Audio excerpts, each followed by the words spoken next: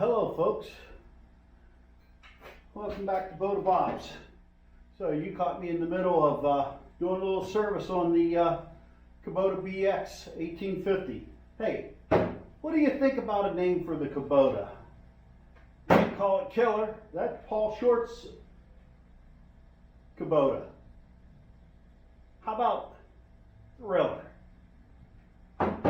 Little Thriller. That's what I think I'm going to call it. The Thriller. So what we're going to do today is change out the antifreeze. And I want to just refer in here real quick to see how much it takes. On page G7 in the Kubota Workshop Manual, WSM Workshop Manual, for the 1850, 2350, cooling system with recovery tank uses 3.1 quarts, so three quarters of a gallon. So if you have a BX or any tractor for that matter, try to get yourself a workshop manual. Squeeze it into your budget. Maybe you can put it on the financing if you buy a new one, but these things are really helpful. First thing we're going to do is open the hood, which sometimes can be a challenge when you're wearing gloves.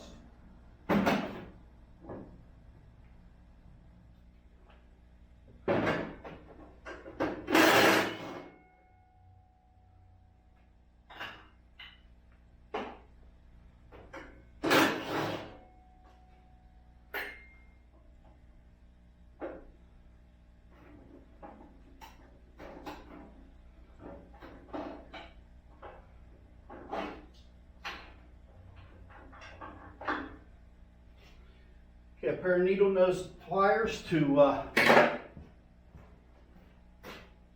remove the clip that holds the headlight wire harness.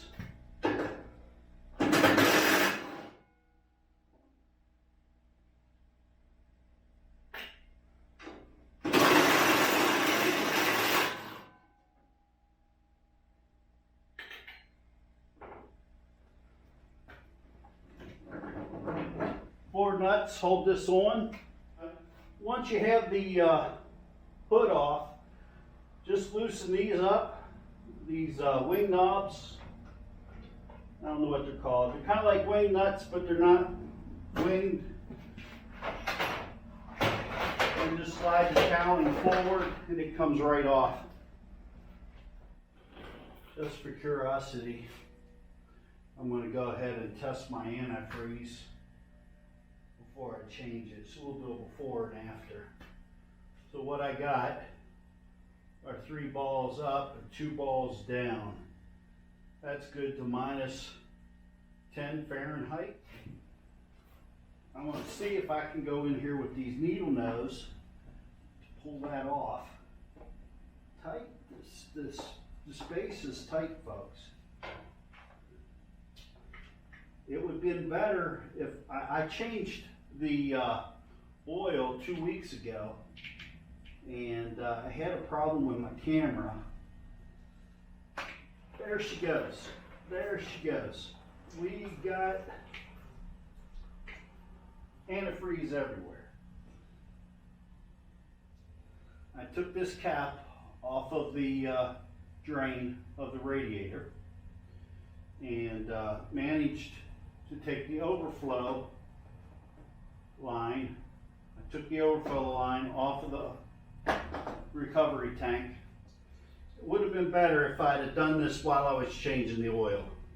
I'd have had more access, but I didn't realize at the time that this is how you do it. So the next time I do the antifreeze, I will do it while I do the oil change and let plenty of time. The radiator looks outstanding, clean in there. Wonder how I can drain the block. I might have found a drain for the block.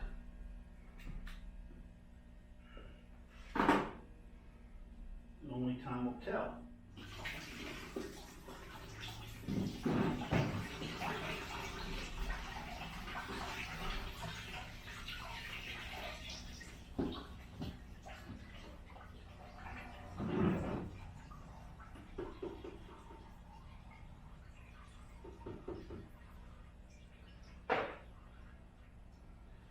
Okay, so to drain the antifreeze out of the block, there's a 17mm plug screw right underneath the fuel injection system. I'm just going to go ahead and start putting things back together, and so we're going to insert this screw here that has the block drain. So that's a 17mm bolt.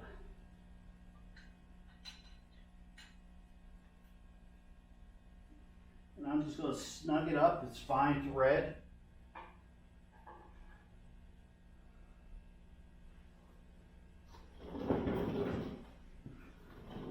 What I did, I would say, to get the clamp off the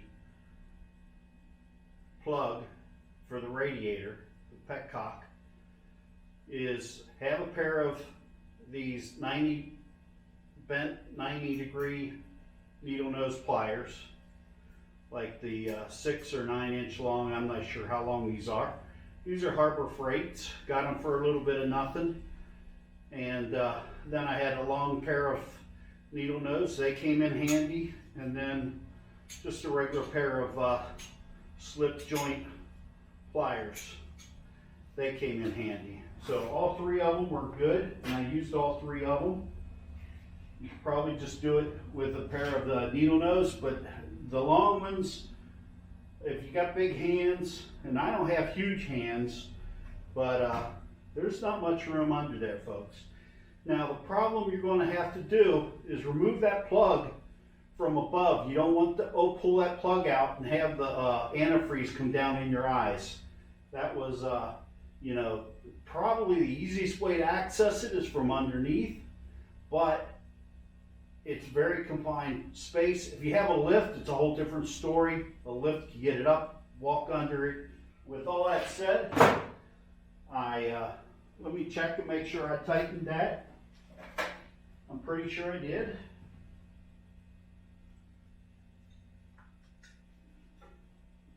So I tightened the drain plug for the engine. Well, now the next part is pouring the antifreeze. Let me grab my antifreeze. The antifreeze I purchased was Prestone Long Life. It's a 50-50 diluted antifreeze. I only needed 3/4 of a gallon, 3 quarts, 3 liters. So instead of buying a gallon and then trying to mix it at 50-50, I got the premix. And this says it's good to -34. Put some in my overflow.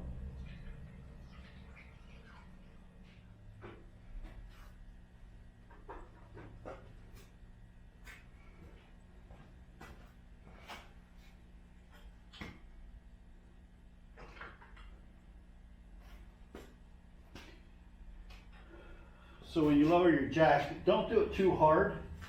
Don't put a lot of stress on your castings there.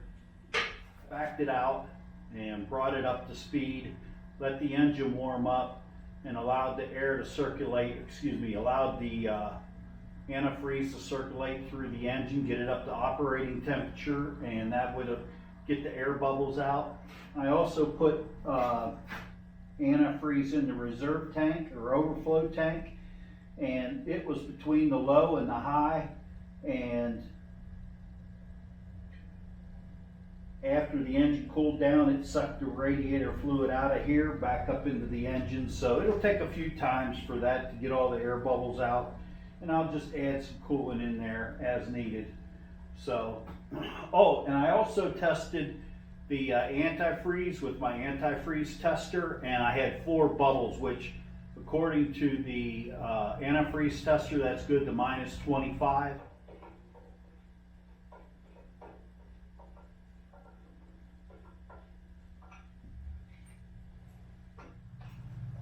So once you have the lower bonnet on, then it's time to put the upper bonnet. I like to call it the hood. And it just mounts on 4 studs that are on the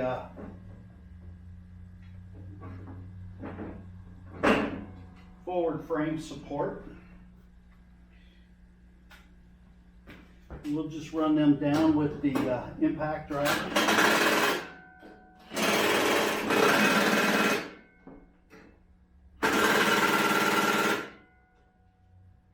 What I do is I just set that to the lowest torque setting on there, and that should do it. Replace the headlights into the headlight socket.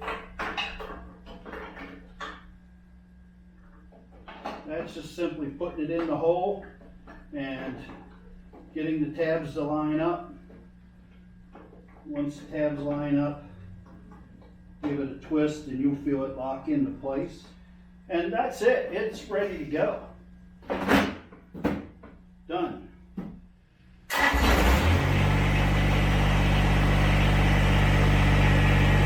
great.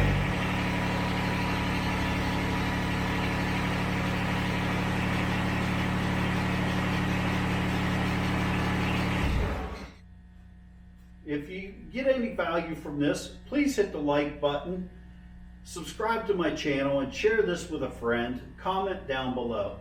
It really helps, and it makes me know that, lets me know that someone watched the video and got some value out of it.